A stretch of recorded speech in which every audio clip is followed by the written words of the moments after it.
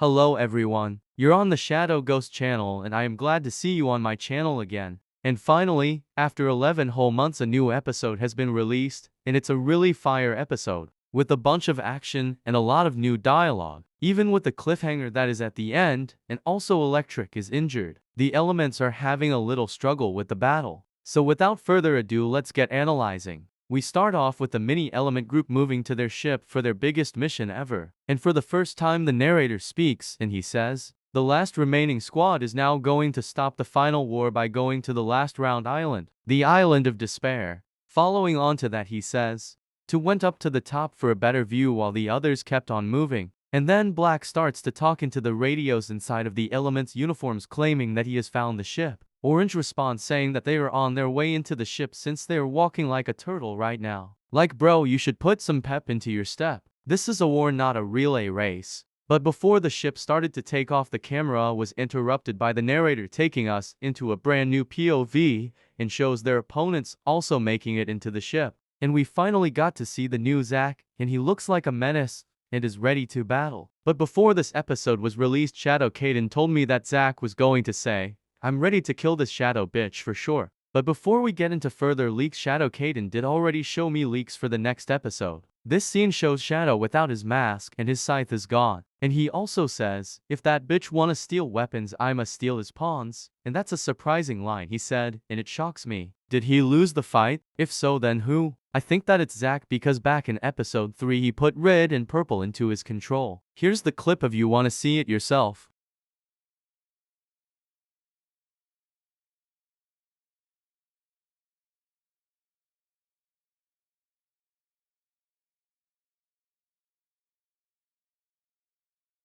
This is crazy for the storyline, and it really affects the change of battles and the power between the teams. I think that the villains have a big chance of winning, but if they find a way to get red and purple back on their side, then the battle will be really different. But continuing, the camera shakes back to the elements side, and it shows them getting ready to go into the Island of Despair. But the ship is different compared to a modern day ship.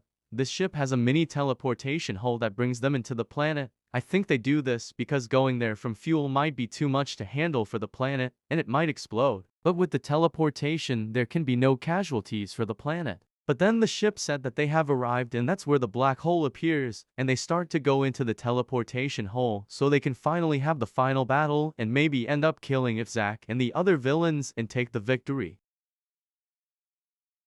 When the base was revealed to the elements, I thought it could have been less abandoned, but I guess it's better than nothing. And then the element starts to go over a plan to get inside the base and stop the black hole and put it into their control instead of the villains ending humanity for everyone. But I am really scared for the elements, since some of them might have their last moments from another planet that other people don't even know of. But the team was split into 2s or 3s instead of Black. We didn't get to see his journey, but I guess it was alright since we saw him later on towards the end. So then the team agreed with the plan, and the operation began. But we was interrupted by the narrator again telling us to look at the evil side and hear their own plans to get inside of the base, which I think that the evil side had a better side. I mean, the elements have teleportation as well, but they didn't teleport. But on the other hand, they are thinking smart because they might know that they might waste less energy for fighting unnecessary people and just finding the right thing ASAP.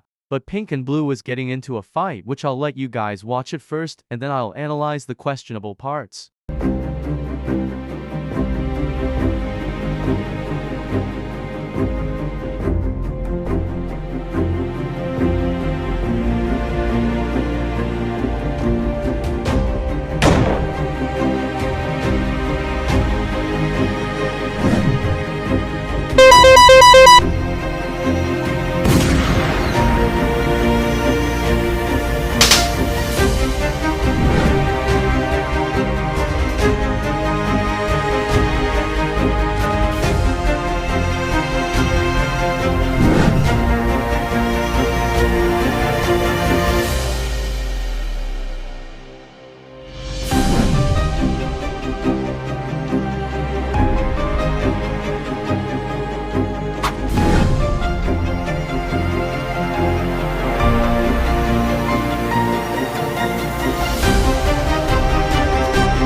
Now that you've watched the fight, I'ma analyze one part that confuses me. This part where Orange comes to help Pink and Blue.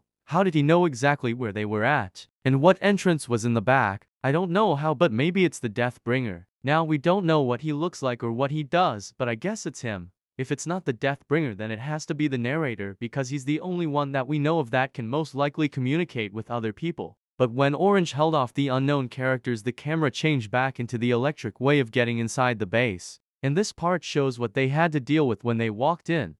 But I think that Electric wanted Pink and Blue to die. I think that because when he was explaining the plan, he told them not to fight them since they are too powerful. And it takes around 3 to 4 people, which they could have took the route. But this fight, someone actually got knocked out or maybe impaled by the unknown character. Here you go, watch the fight scene.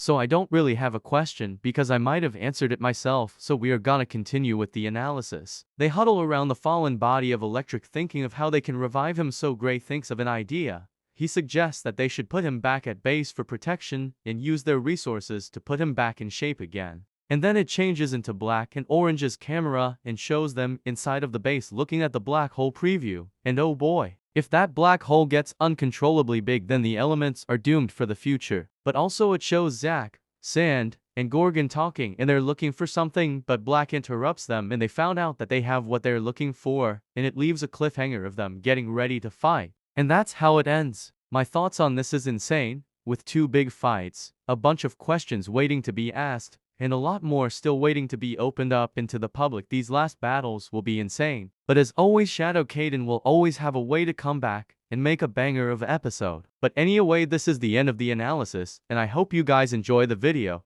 If you did, make sure to like and subscribe to help me make more analysis, and also to make sure you guys don't miss a new analysis. And when we pass up Shadow Ghost, I'ma interview Shadow Kaden about the series on Discord, so make sure to subscribe of that. Shadow Ghost out.